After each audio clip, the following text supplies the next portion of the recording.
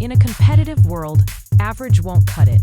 The Success Launch Point shows you how to stand out, deliver massive value, and rise above the crowd. With on-demand courses, expert coaching, and a community focused on growth, you'll accelerate your career and your paycheck. It's time to level up. Check out modernobserver.com/launchpoint.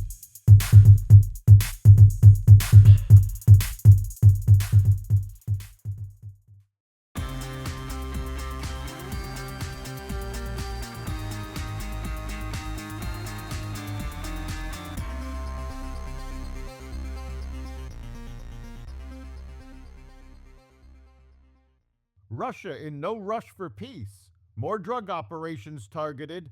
Robot warfare moves ahead, and more. Welcome to the Raw Naked Truth. I'm your host, Eric Lopkin, and here's the news you need to know.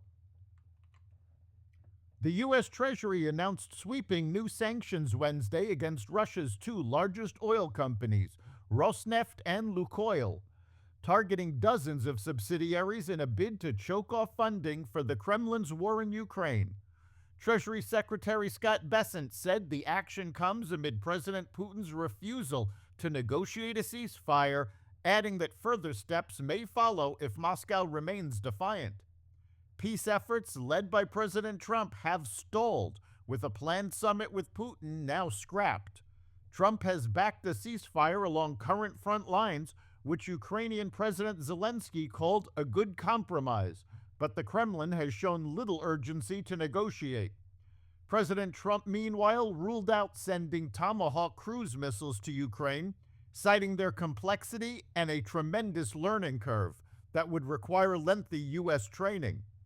Speaking during a White House meeting with NATO Secretary General Mark Rutte, Trump said the U.S. won't fire the weapons on Ukraine's behalf or train foreign militaries to use them.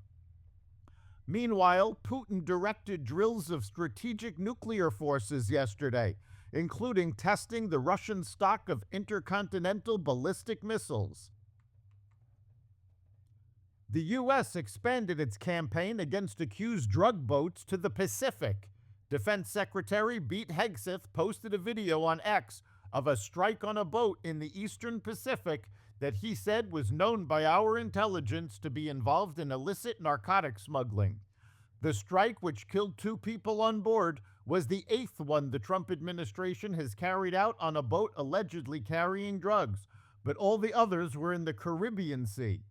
Legal experts and members of Congress have questioned whether the strikes are lawful since they began last month, but the administration says it is relying on a legal opinion that it can treat drug traffickers like enemy combatants in a war rather than as criminals. North Carolina lawmakers approved a new congressional map yesterday, which will give an additional House seat to the Republicans after next year's midterms. The state is the only one where the governor, a Democrat, doesn't have the power to veto the map. North Carolina's 1st District, which narrowly supported President Donald Trump in the 2024 election and is represented by Democrat Representative Don Davis, would become more Republican-friendly under the new lines, with the nearby 3rd District absorbing some new Democratic areas. Republicans currently control 10 of the state's 14 districts. Climate change is apparently on a slow decline. Earth will achieve net zero carbon dioxide emissions by 2093, and the temperature rise will stabilize at 2.2 degrees Celsius above pre-industrial levels by 2100, according to a new projection from Norwegian firm Der Norsk Veritas. A casual observer might conclude that the energy transition is stalled or in reverse, they write. That is most definitely not the case. Meta cuts approximately 600 jobs in its AI unit. Meta is conducting mass layoffs in its AI unit, even as it pours billions into the tech.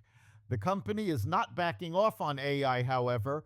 Reports say that Mark Zuckerberg wasn't satisfied with its long-standing AI efforts and has been reshaping its push by starting a new lab and luring talent from competitors with headline-making multi-million-dollar compensation packages.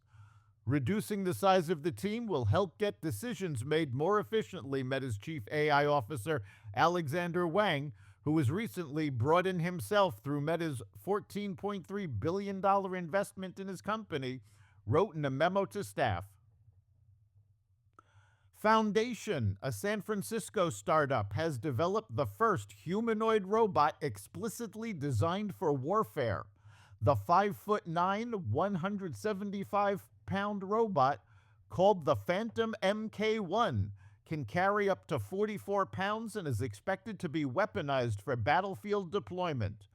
Co-founder Mike LeBlanc, a former Marine, described the robots as bullet sponges instead of soldiers, positioning them as autonomous ground drones capable of handling high-risk missions. The future of warfare is real-life video games, CEO Sankrit Pathak said. Air, land, sea, all of them will be autonomous. Foundation has already moved beyond prototypes, securing $10 million in defense contracts with the U.S. Navy, Air Force, and Army for logistics, planning, and aircraft sustainment. The company plans to produce 10,000 units by next year. Warner Bros. Discovery has rejected 3 Paramount Skydance takeover offers as it fields broad buyout interest. Paramount's last offer was for just under $24 per share and was comprised of 80% cash, according to CNBC. Warner Bros. Discovery said on Tuesday that it had received unsolicited interest from multiple parties and that it would expand its strategic review process to review all bids. At the same time, the company is moving ahead with previously announced plans to separate into 2 entities, a streaming and studios business and a global networks business. That's the Raw Naked Truth.